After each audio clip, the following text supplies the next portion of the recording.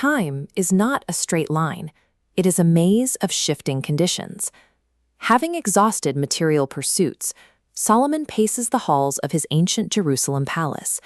He is entering a complex theological investigation, beginning with the nature of time itself.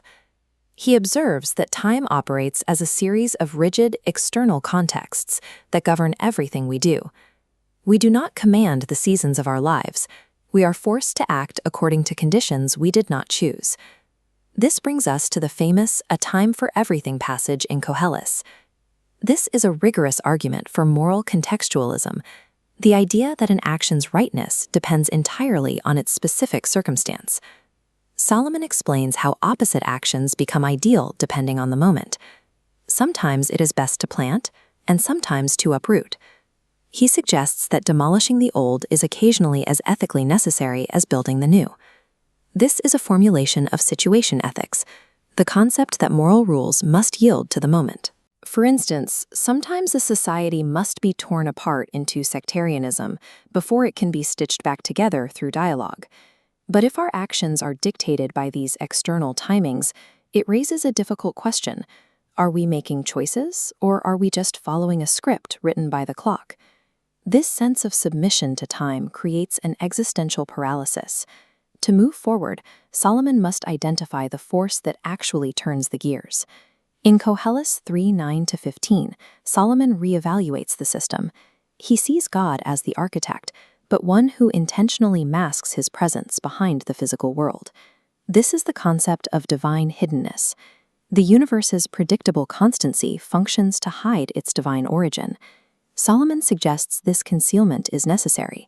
If God's control were undeniable and visible, humans would be coerced into obedience by the scale of that power.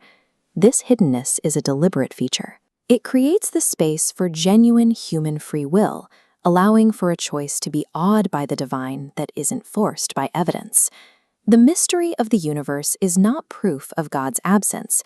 Solomon argues it is the necessary condition for our moral freedom. Divine hiddenness leaves a void where we expect to see justice, a void often filled by the persistent reality of societal injustice.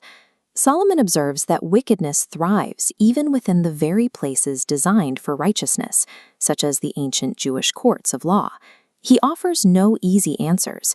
He forces us to confront the reality of unpunished evil and corruption. His defense of God's goodness relies on timing.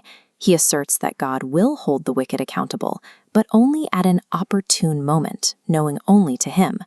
This requires a second naivete, the mature ability to live ethically in the present while carrying the tension of invisible, delayed justice. King Solomon now turns his attention to the unavoidable and shared biological reality of mortality between humans and animals. He expresses a form of philosophical materialism, noting that both humans and animals die identically. Both originate from matter, and both return to the same dust. Solomon then asks a question based purely on what can be observed. Who can actually know if a human spirit rises heavenward while an animal spirit sinks into the earth? In death, the physical distinction between man and beast vanishes. Mortality strips away any claim to human superiority, reducing every living thing to the same finality. Because the afterlife is unobservable, Solomon concludes it cannot be the primary driver for our daily actions. Rather than descending into nihilism, Solomon uses this uncertainty to focus his attention back on the tangible world. His final directive is a call to action.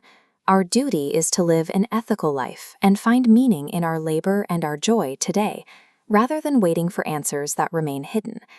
Solomon returns his gaze from the silent heavens to the bustling society of ancient Israel. Reconciled with God's hidden nature, Solomon now prepares to examine the systemic flaws of human commerce. We will investigate that earthly system in the next